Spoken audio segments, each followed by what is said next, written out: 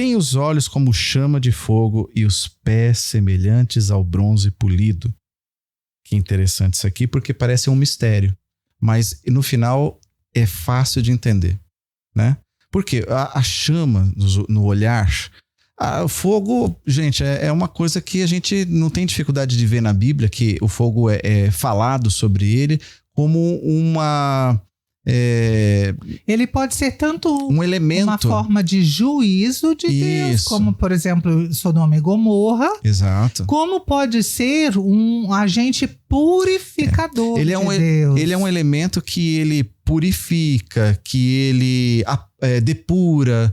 Mesmo quando há o juízo, por exemplo, de Sodoma e Gomorra, que cai fogo do céu, é para purificar aquela região do pecado que a região estava sofrendo. Para quem mexe com metais, por exemplo, né, metais nobres ou qualquer, desde de bronze, prata, ouro e até outros metais, sabe muito bem que a maneira de você extrair ele da natureza é com fogo. Não existe outra maneira, você tem que aquecer o metal. E até para moldar... Você precisa, né? A gente já viu, né? Nunca pessoalmente, eu pelo menos nunca vi pessoalmente, mas aqueles filmes onde tem os ferreiros fazendo as espadas, então exato. Tem que aquecer.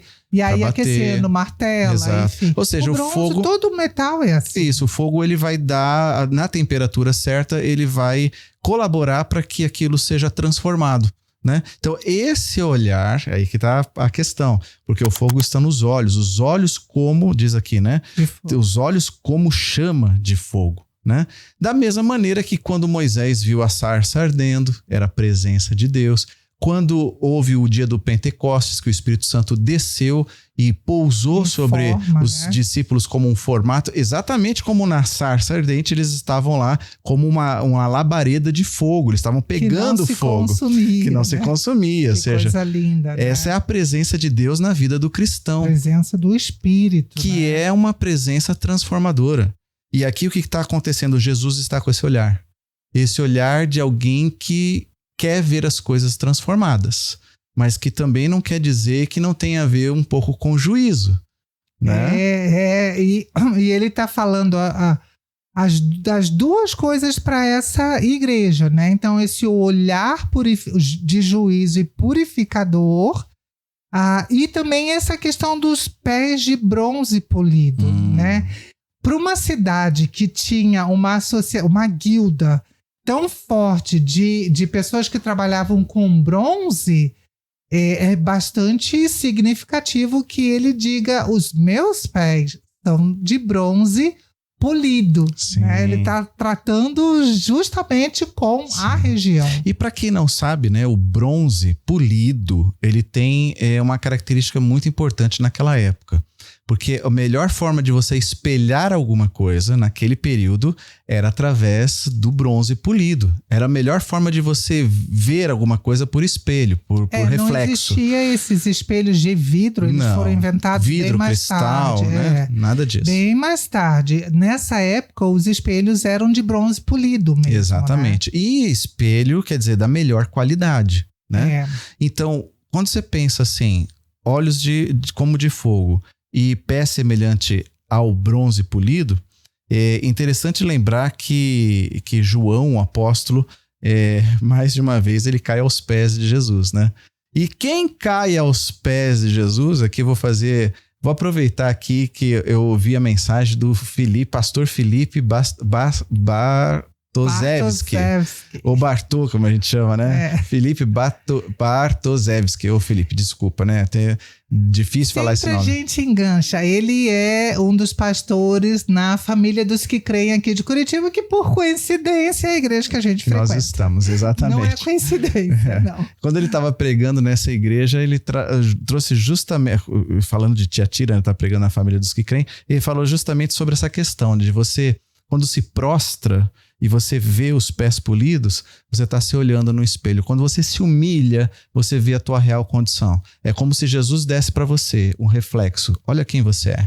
Olha a tua condição. Linda, né? E é maravilhoso, porque se existe uma forma de ser transformado, não pode ser sem antes você primeiro reconhecer quem você é. Senão você não vai pedir, você não vai clamar, você não vai buscar essa transformação. Primeiro você tem que haver um reconhecimento. Jesus falou isso mais de uma vez. Eu não vim para os sãos, eu vim para os doentes. Quer dizer, não quer dizer que ele estava falando isso de forma metafórica para aquela turma que estava ouvindo, hipócrita. Quer dizer, vocês se acham saudáveis, mas na verdade aquele que reconhece que precisa de ajuda é para esses que eu vim. E é muito interessante como a gente se vê refletido nos pés de Cristo. Porque esse é o nosso lugar, irmãos. Esse é o nosso lugar. Tudo Exatamente. bem que o Apocalipse também fala de tronos, de pessoas sentadas ao lado de Deus, mas é sempre numa posição inferior. Nunca é lado a lado. Lado com Deus está Cristo. Sim. Todos os 24 anciãos, os anjos, eles estão debaixo desse trono de Deus. Sim. Os santos que Sim. oram, porque esse é o nosso lugar, Sim. irmãos. E todos eles se prostram. Esse lugar já é exaltado, tá? Esse é um lugar exaltado. Estar aos pés de Cristo é ser exaltado. E a maneira bonita como fala justamente desses que estão à presença de Deus, né? Tanto os anciãos quanto os animais, né?